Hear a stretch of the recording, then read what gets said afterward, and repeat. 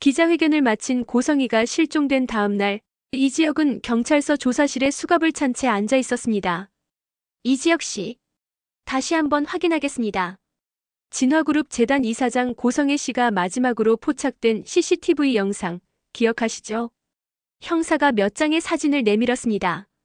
그중 한 장을 꺼냈습니다. 여기는 강변도로 진입로입니다. 저녁 10시 18분 두 대의 차량이 거의 같은 시간대에 포착됩니다. 앞에 가는 차가 이지혁 씨, 뒤에 따라오는 차가 고성혜 씨. 그리고 그 후로 고성혜 씨 차량은 더 이상 어떤 CCTV에도 잡히지 않습니다. 그날 밤 이후 흔적이 사라졌습니다. 그래서 다시 묻겠습니다. 그날 밤 강변도로 이후에 무슨 일이 있었습니까? 이지혁 씨, 그날 밤에 있었던 일을 시간 순서대로 말씀해 주셔야 합니다. 지혁은 고개를 살짝 들었습니다. 그날 밤 이야기를 하려면 하루 전부터 얘기해야 합니다. 하루 전 진화그룹 기자회견, 진화그룹 본사 36층 회의실 벽면 스크린에는 큼지막한 글자가 떠 있었습니다. 진화재단 위기 대응 긴급 기자회견 플랜. PR팀장이 땀을 닦으며 말을 이었습니다. 오늘 3시 재단 건물 1층 로비에서 기자회견이 열립니다. 국내 주요 방송사, 경제지, 포털 메인 언론사 대부분이 참석 예정입니다. 핵심 메시지는 세 가지입니다. 첫째, 간 이식은 순수한 선의의 의료 지원이었다. 둘째, 10억은 감사의 표시일 뿐 어떤 강요나 거래도 없었다. 셋째, 악의적인 루머와 공갈 시도에 강경 대응한다. 법무팀장이 말을 이어받았습니다. 중요한 건 우리가 피해자라는 프레임입니다. 특히 보육원 출신 젊은 여성이 재벌 상대로 돈을 뜯어내는 구조. 이건 언론에서 여전히 잘 먹히는 서사입니다. 여기에 간 이식이 결합되면 감정적인 반응도 끌어낼 수 있고요. 회의실 공기는 싸늘했습니다. 누군가의 인생 전체가 잘 먹히는 서사라는 말로 요약되는 순간이었습니다. 테이블 끝에 앉아있던 박진석이 팔짱을 끼고 말했습니다. 결국 먼저 이야기하는 쪽이 이긴다는 거지. 법무팀장이 고개를 끄덕였습니다. 예. 괜히 방어만 하다가 후속 보도에 끌려다니는 것보다는 처음부터 우리가 프레임을 만드는 게 유리합니다. 이사장님 개인 이미지도 중요하지만 재단 전체의 신뢰도가 여기서 갈립니다. 모든 시선이 한 사람에게 향했습니다. 테이블 반대편 완벽하게 정돈된 메이크업과 차분한 미소를 유지하고 앉아있는 여자. 진화재단 이사장 고성희였습니다. 고성희는 천천히 컵을 내려놓았습니다. 그 아이 이름 기사에 직접 언급됩니까? PR팀장이 고개를 저었습니다. 처음에는 이니셜만 씁니다. 보육원 출신 J씨 정도로. 하지만 온라인에선 금방 신상 털릴 겁니다. 이미 커뮤니티 몇 군데에서 돌고 있어서. 고성희의 눈빛이 잠시 흔들렸습니다. 그러나 금세 다시 차갑게 식었습니다. 괜찮습니다. 그 아이는 이미 나를 한번 고발했다고 생각합니다. 보육원에 남겨두고 돌아섰을 때 그 아이 인생에서 나는 범인이었을 겁니다. 이제는 세상 앞에서도 같은 역할을 하는 거죠. 박진석이 곁눈질로 아내를 바라봤습니다. 성희, 감정 섞지 말고. 감정 섞는 거 아닙니다. 고성희가 담담하게 대답했습니다. 그냥 이왕 범인 역할을 맡은 김에 제대로 하겠다는 거죠. 이번에는 내가 직접 그 아이를 버리는 게 아니라 세상이 나서서 그 아이를 버리게 만들 겁니다. 회의실 안 누군가가 숨을 삼키는 소리가 들렸습니다. 법무팀장이 서둘러 말을 돌렸습니다. 그래서 오늘 기자회견에서는 이사장님이 최대한 재단을 사랑하는 어른 이미지로 가는 게 좋습니다. 간 이식 관련 질문이 나오면 생명을 살리기 위한 선택이었을 뿐 어떤 데 가도 바라지 않았다. 이 멘트를 반복해 주시면 됩니다. PR팀장이 다음 슬라이드를 넘겼습니다. 화면에는 예상 기사 제목들이 떠 있었습니다. 선의를 악용한 공갈, 재벌도 피해자가 될 수 있다. 장학생 출신 여성, 재단 겨냥한 거액 요구 논란. 간 이식 감사 인사가 10억 요구로 돌아왔다. 이런 방향으로 기사가 나가도록 이미 몇 군데에는 사전 브리핑이 들어간 상태입니다. 박진석이 짧게 웃었습니다.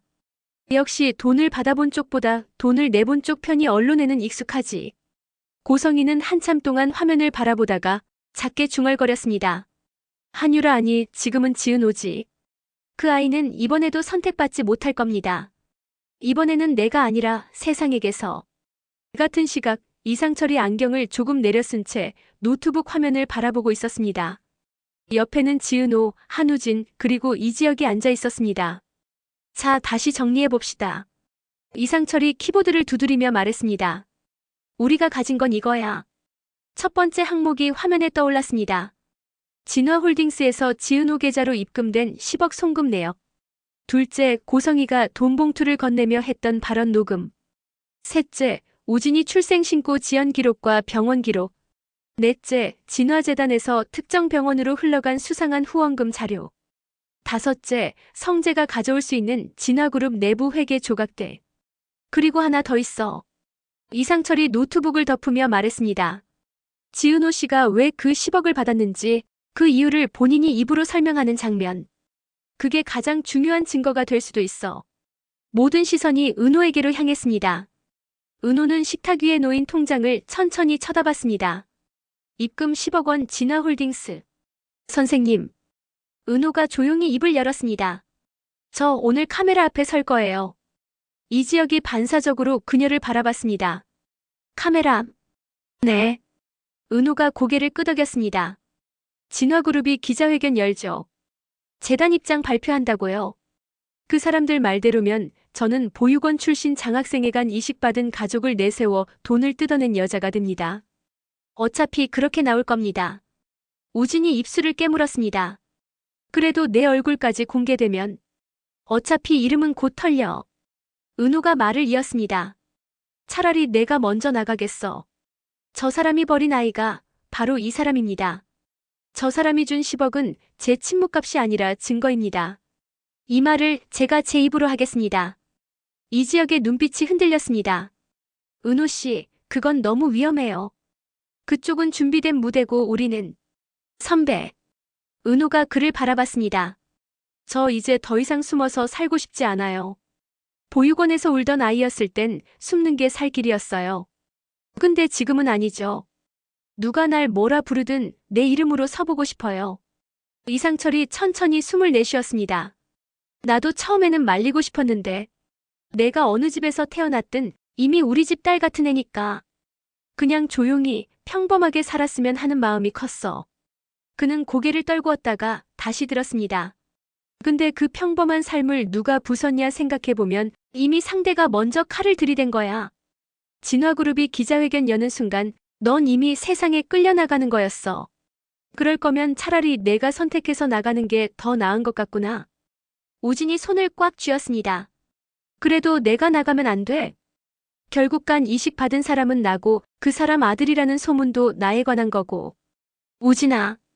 은호가 조용히 웃었습니다. 넌 이미 한 번 선택받은 사람이야. 엄마가 우리 둘 데려왔다가 너만 데려갔잖아. 그 선택이 옳았든 틀렸든 넌 선택받은 쪽으로 살아왔어. 이번에는 남겨졌던 쪽이 먼저 나가볼게. 우진의 눈가가 붉어졌습니다. 그 말 왜 이렇게 아프냐? 나도 아파. 은호가 솔직하게 말했습니다. 그래서 이젠 끝내고 싶어. 선택받지 못한 애라는 라벨, 이번 한 번만큼은 내가 떼고 싶어. 이지혁은 한동안 말이 없었습니다. 결국 그는 작게 고개를 끄덕였습니다. 알았어. 그럼 우리가 할 일부터 정리해보자. 그의 목소리는 여전히 떨렸지만 결정은 분명했습니다. 그 무렵 도심의 한 카페 구석에서는 또 다른 대화가 오고 가고 있었습니다. 조용한 낮 카페 안쪽 구석자리에 고성희와 이수빈이 마주 앉아 있었습니다. 수빈 양 요즘 팔로우 수가 좀 줄었더군요. 고성희가 먼저 말했습니다. 영상도 예전만큼 활발하게 안 올리고. 수빈은 입술을 깨물었습니다. 네, 요즘 좀 정신이 없어서요. 정신 없을 나이죠. 고성희가 미소를 지었습니다. 사랑하느라. 그 말 한마디에 수빈의 어깨가 살짝 굳었습니다. 저 제 얘기 다 들으셨나요? 아니다는 아니고요. 고성희가 고개를 갸웃했습니다. 대충 누구랑 헤어지래요. 말래요. 그 정도만요. 근데 이쪽 업계 오래 있다 보면 그 정도만 들어도 충분히 그림이 그려집니다. 수빈이 차분하게 물었습니다. 그럼 회장님 생각은 어떠세요? 제가 성재 오빠랑 계속 만나면 안 됩니까? 고성희는 잠시 수빈을 바라보다가 수빈 양. 당신은 예쁘고 똑똑해요. 그리고 계산도 빠르죠. 그게 난 참 마음에 들어요. 계산이요? 사랑도 계산이 필요하다는 거 알고 있는 아이 같아서요. 그래서 물어보는 겁니다. 그녀가 몸을 약간 앞으로 기울였습니다. 당신이 계속 성재랑 만나면 누가 제일 손해를 볼까요? 수빈은 정답을 알고 있었지만 쉽게 입을 열지 못했습니다. 성재 오빠겠죠. 작게 중얼거리듯 대답했습니다. 회장님도 화나실 거고 집안도 시끄러워질 거고. 맞아요. 성재는 이미 한 번 결혼 실패로 집안을 뒤집어 놓았고 겨우 다시 자리를 잡아가는 중입니다. 그때 당신이 나타났죠. 그리고 하필 지금 진화그룹과 전면전을 준비 중인 집안의 딸로요.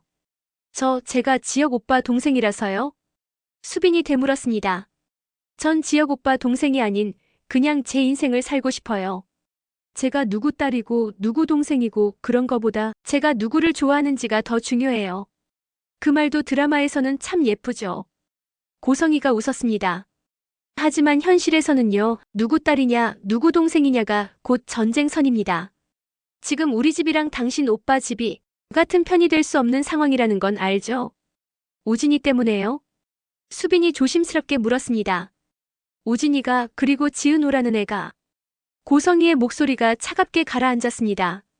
그 아이들이 우리 집 문을 두드려서 당신들이 나를 버렸습니다라고 세상에 말하려는 순간 당신 오빠 집과 우리 집은 공식적으로 적이 됩니다. 그 사이에 성재와 당신이 끼어 있는 구조입니다. 수빈의 손이 무릎 위에서 떨렸습니다. 그래서 저보고 뭘 하라는 겁니까? 간단합니다. 고성이가 컵을 내려놓았습니다. 성재를 지키고 싶다면 당신이 먼저 손을 놓으세요. 성재가 집안에서 퇴출당하는 꼴 보고 싶지 않다면 예쁜 추억 정도에서 멈춰야 합니다. 그럼 전요? 수빈이 조용히 물었습니다. 전 누구한테 지켜지나요? 전 아무도 안 지켜줘도 됩니까? 고성이가 미소를 지었습니다. 당신은 스스로를 지킬 수 있는 사람입니다. 자기 머리로 계산할 줄 알고 손해보는 선택 안 하는 아이니까요. 수빈은 잠시 눈을 감았다 떴습니다. 생각해보겠습니다. 생각할 시간 많지 않아요. 고성이가 일어섰습니다. 오늘 오후 기자회견이 끝나고 나면 판이 한번 뒤집힐 겁니다. 그 전에 정리하는 게 둘 다를 위한 선택입니다.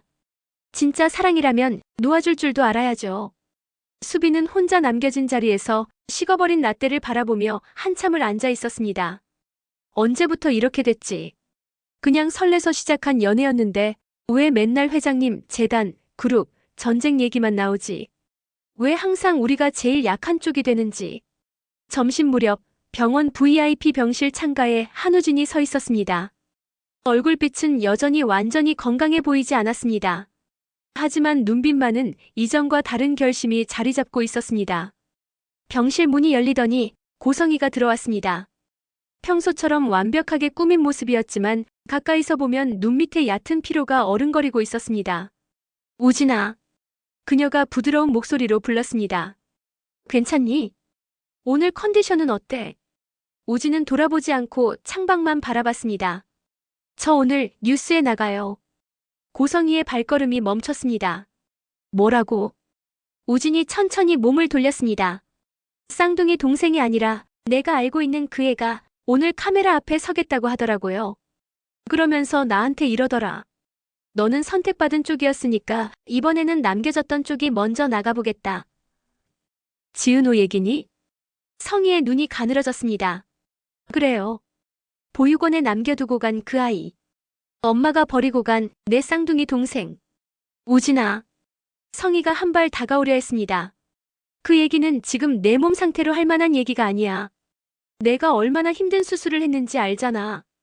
지금은 회복이 먼저야. 회복? 우진이 씁쓸하게 웃었습니다. 엄마, 난 이제 깨달았어요. 엄마 말대로라면 난 태어날 때부터 약한 아이였죠.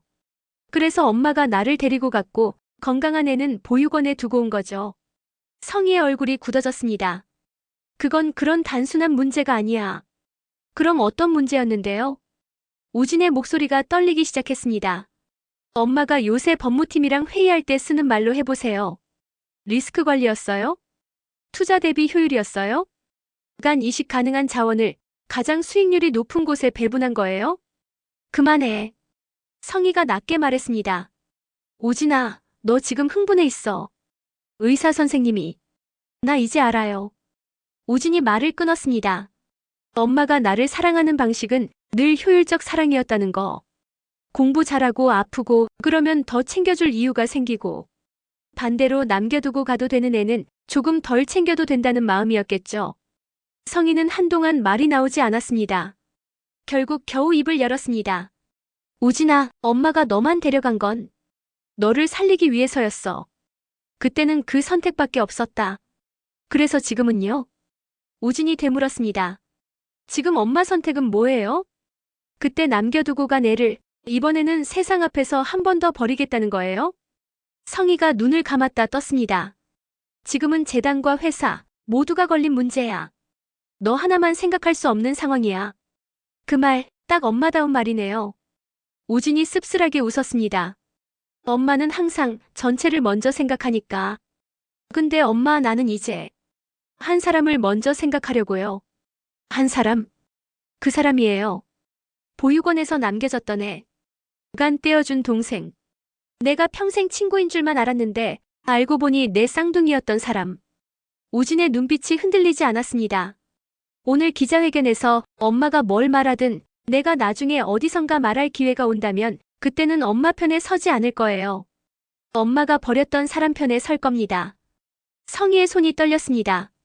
우진아, 너 지금 엄마한테 전쟁 선포하는 거니? 전쟁이요? 우진이 고개를 저었습니다.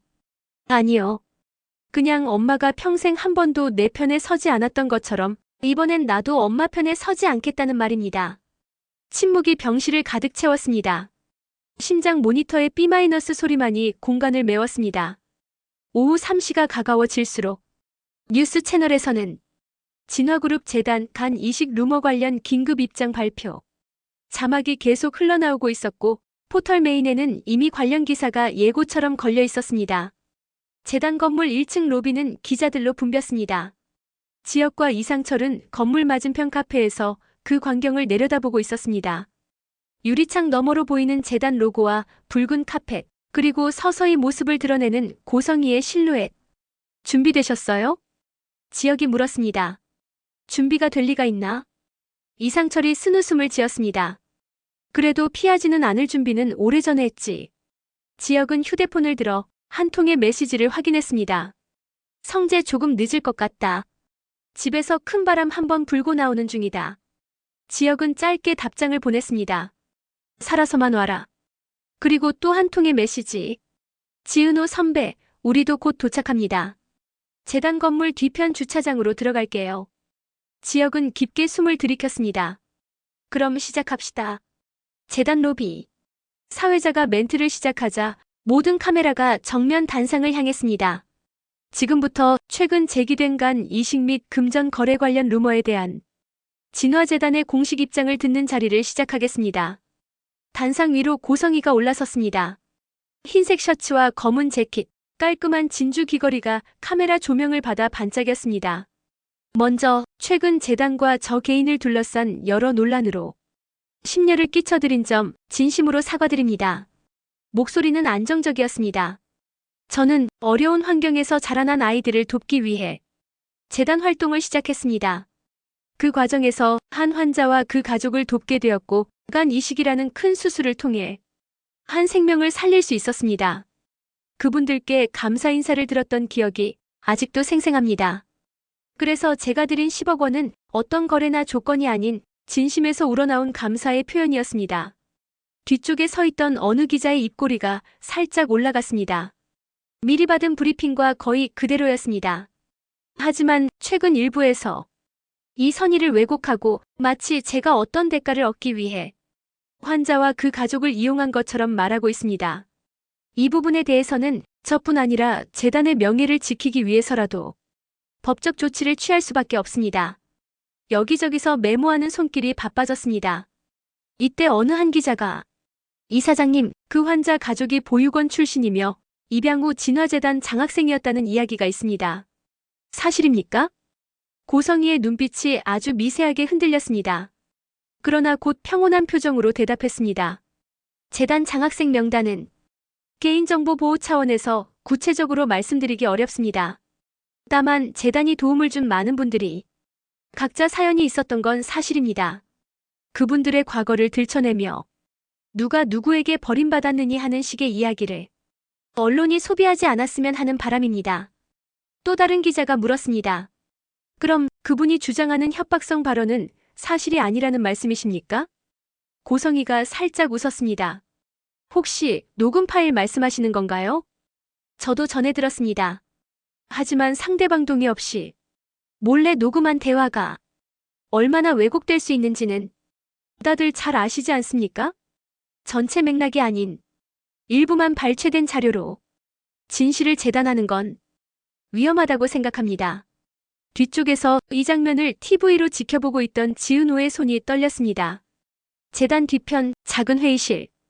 벽면 모니터에는 지금 막 진행 중인 기자회견이 생중계되고 있었습니다. 보셨죠?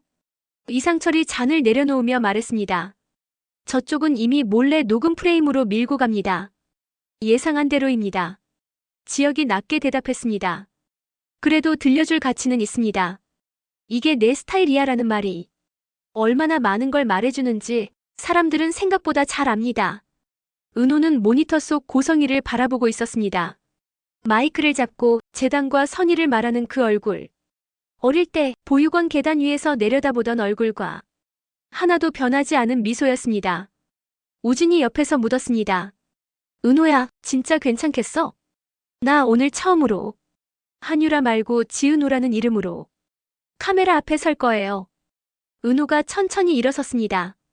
그리고 한 번쯤은 내가 나를 선택해보겠습니다. 기자회견이 끝날 무렵 고성희는 마지막 인사를 준비하고 있었습니다.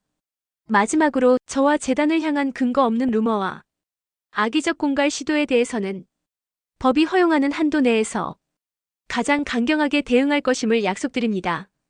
그 순간 뒤쪽 출입문 쪽에서 작은 소란이 일어났습니다. 한 기자가 급히 누군가에게 속삭였습니다. 야, 저 사람. 사진 맞지 않냐? 카메라 몇 개가 슬쩍 돌아갔습니다. 재단 로비 한쪽 사람들 틈 사이로 세 사람이 서 있었습니다. 지은호, 한우진, 그리고 이지혁.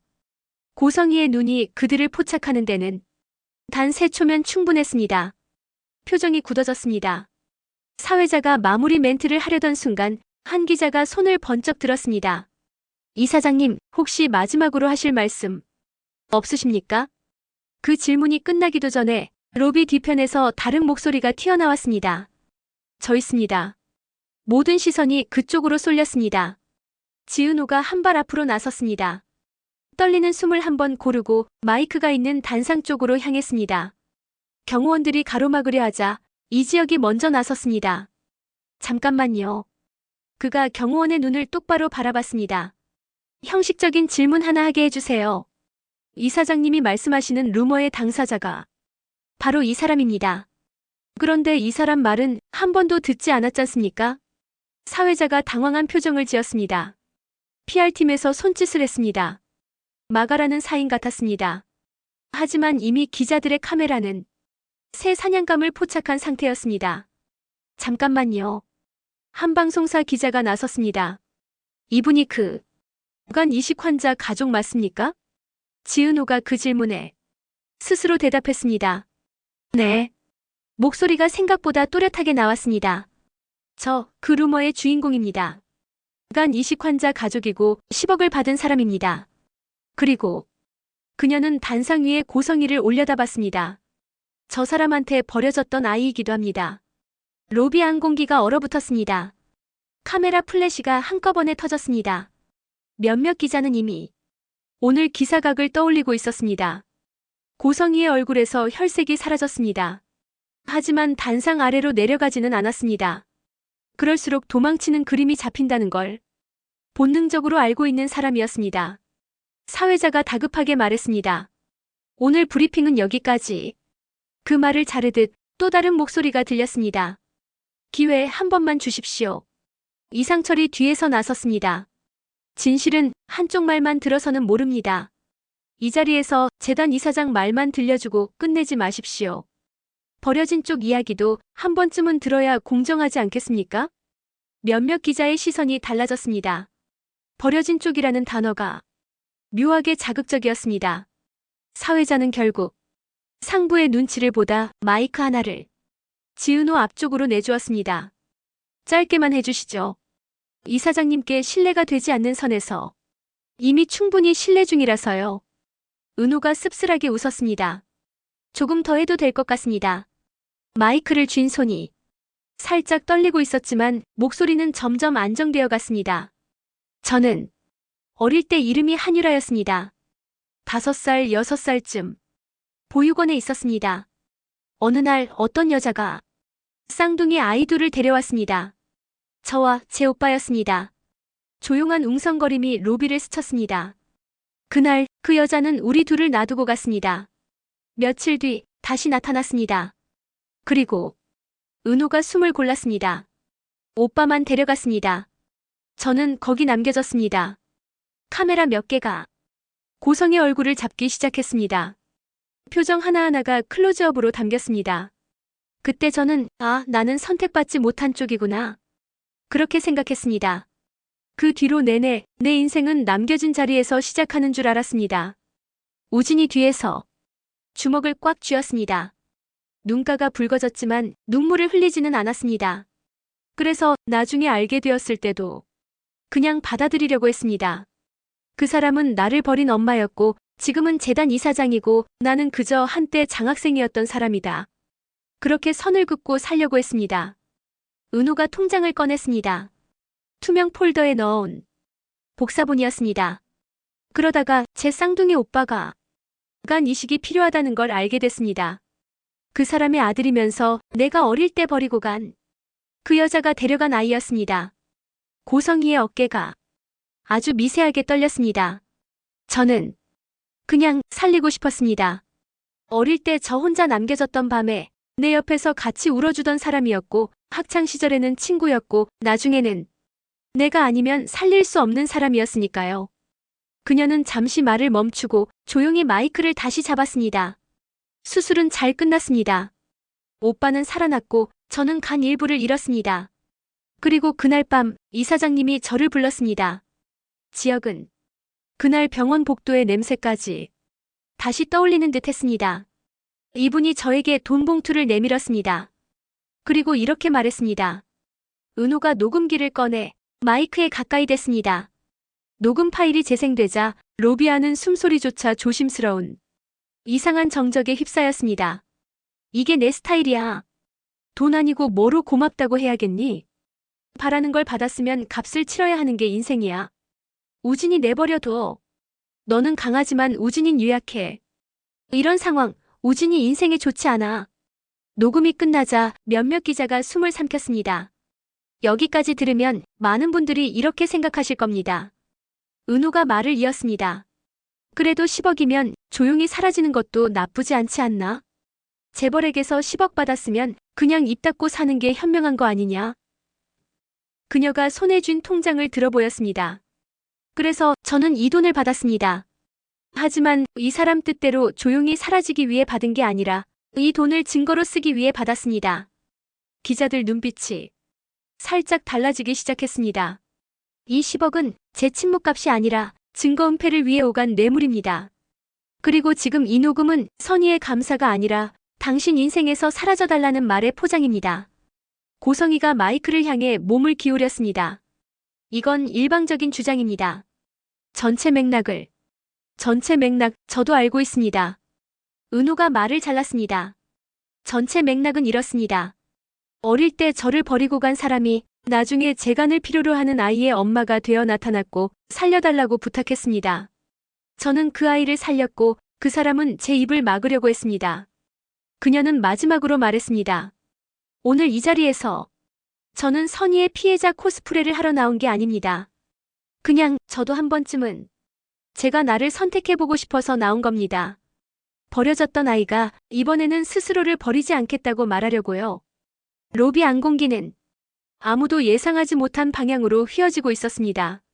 어떤 기자는 이미 버려진 아이의 역습이라는 제목을 떠올리고 있었고 또 다른 기자는 10억의 진짜 의미라는 부제를 머릿속에 적어두고 있었습니다. 단상 위에서 고성희의 미소는 완전히 사라져 있었습니다. 대신 처음 보는 표정이 자리하고 있었습니다. 분노와 당황, 그리고 무엇보다도 처음으로 느껴보는 공포. 그날 저녁 포털 메인은 진화그룹 관련 기사로 뒤덮였습니다. 상반된 두 개의 제목이 나란히 걸려 있었습니다. 진화재단 간 이식선의 왜곡 말라 악의적 공갈 강경 대응. 10억은 침묵값 아니야 버려진 딸의 반격. 생중계된 가족의 비밀. 댓글창은 순식간에 전쟁터가 되었습니다. 솔직히 10억이면 조용히 사는 게 이득 아님? 역시 돈 있는 사람들 상대하면 다 저렇게 나오는 듯. 버린 엄마 데려간 아들 남겨진 딸 드라마보다 더 드라마네. 저 여자가 거짓말할 이유가 뭐임? 진짜면지 인생도 박살나는 건데. 지은호의 이름은 금세 검색어 상위권에 올랐습니다. 보육원 입양 재단 장학생 간 이식. 그녀의 과거가 사람들의 호기심과 입맛에 맞게 조각조각 소비되기 시작했습니다. 정순이의 작은 식당 앞에도 기자들이 몰려오기 시작했습니다. 사장님, 따님이 오늘 기자회견장에서 하신 말씀 사전에 알고 계셨습니까? 지금 심경이 어떠십니까? 순이는 밀가루 묻은 손을 앞치마에 닦아내며 짧게 대답했습니다. 심경이요? 우리 애가 버린 사람한테 이제 그만 버리지 말라고 말한 건데 그게 뭐라고 이렇게까지 묻는지 모르겠네요. 그리고는 가게 문을 닫아버렸습니다. 오늘 장사 안 합니다. 사람 입맛 떨어지는 날입니다. 그 시각 이상철의 집에도 파도가 밀려들고 있었습니다. 집 전화와 휴대전화가 번갈아 울렸습니다. 이웃, 친척, 옛 직장 동료들. 뉴스 봤다는 말로 시작하는 전화들이었습니다. 김다정은 부목을 한 팔로 전화기를 들어 올렸다 내려놓았다 반복했습니다. 여보, 우리 그냥 오늘은 다 전화 받지 맙시다. 그녀가 말했습니다. 사람들 궁금해서 묻는 말이지 우릴 진짜 위로해 주려고 하는 말 아니라는 거. 우린 알잖아요. 이상철은 조용히 창밖을 내다보고 있었습니다. 그래도 누구 한 명쯤은 우리한테 물어봐야 하는 거 아닌가 싶네. 그가 중얼거렸습니다. 그 아이가 어떤 애였냐고. 보육원에서 울고 있던 그 애 처음 봤을 때 어땠냐고. 다정이 남편 옆으로 와서 함께 창밖을 바라봤습니다. 당신은 그 애 한 번도 당신 딸 아니라고 생각해 본 적 없죠? 응. 이상철이 짧게 대답했습니다. 법적으로는 순희 씨 딸이었고 혈연으로는 다른 집 딸이었지만 내 마음에는 우리가 데려왔어야 할 애였지. 다정이 작게 웃었습니다. 그래서 그렇게 편애했구나.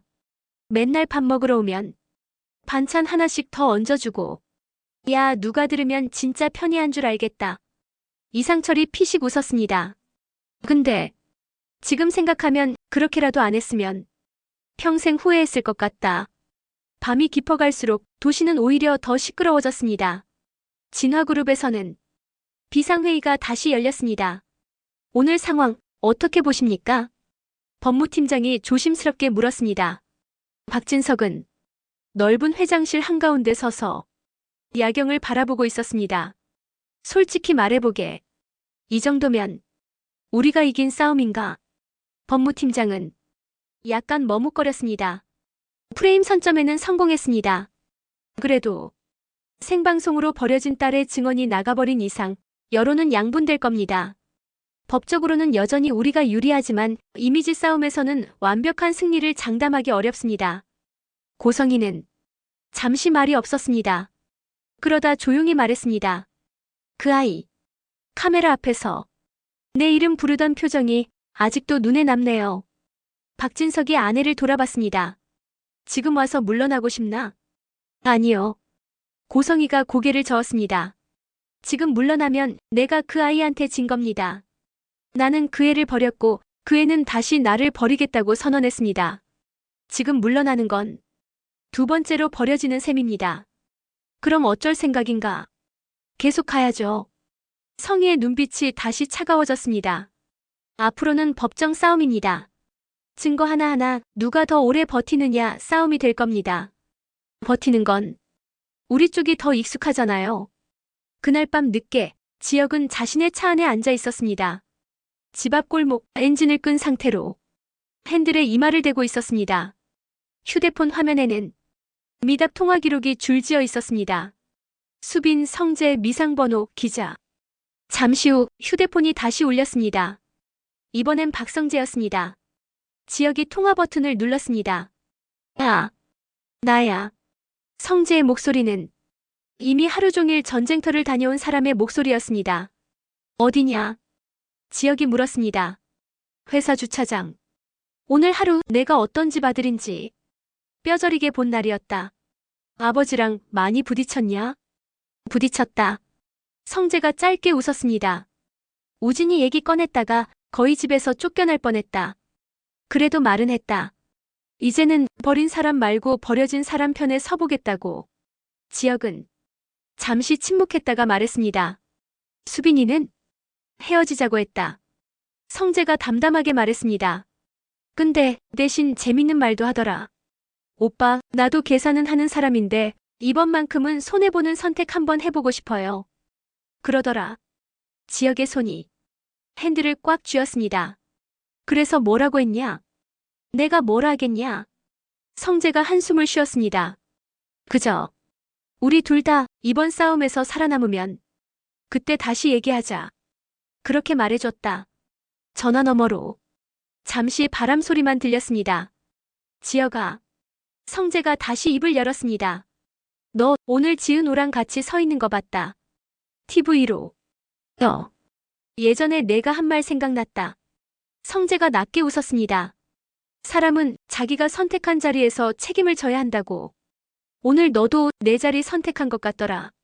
지혁은 잠시 눈을 감았습니다. 우리 끝까지 버티자. 성재가 말했습니다. 이번 싸움 돈 많은 쪽이 아니라 끝까지 안 도망치는 쪽이 이기는 거면 좋겠다. 그럼 우리가 조금은 유리할지도 모르잖냐. 통화가 끊긴 뒤 지혁은 한참 동안 핸들에 기대 앉아 있었습니다. 도망치지 않는다. 그 말이 머릿속에 몇 번이고 맴돌았습니다. 그렇게 하루가 끝나는 듯 했습니다. 하지만 진짜 끝은 조용한 시간대에 찾아왔습니다. 밤 11시 50분. 강변도로 초입. 고성희의 차가 도로 위를 달리고 있었습니다. 조수석에는 누군가의 서류 가방이 놓여 있었고 백미러에는 오늘 하루 뉴스 클립이 무음으로 반복 재생되고 있었습니다. 휴대폰이 진동했습니다. 미상번호였습니다. 여보세요. 고성희가 짧게 받았습니다. 이사장님이시죠? 낯선 남자의 목소리였습니다. 오늘 기자회견 잘 봤습니다. 누구신데요? 진실에 관심 있는 사람입니다. 목소리가 낮게 이어졌습니다. 이사장님이 몰래 녹음 프레임으로 밀고 가신다는 거 법조계에서는 다 알고 있습니다. 근데 하나만 여쭤봐도 될까요? 무슨 말씀이신지 모르겠네요. 한유라 씨, 아니 지은호 씨가 오늘 보여준 통장 사본 있죠? 그거 원본 말고 다른 사본 하나 더 있는 거 아시죠? 성희의 손이 운전대 위에서 굳어졌습니다. 누구십니까? 그걸 알고 싶으시면 한번 만나보시죠. 목소리가 흘렀습니다.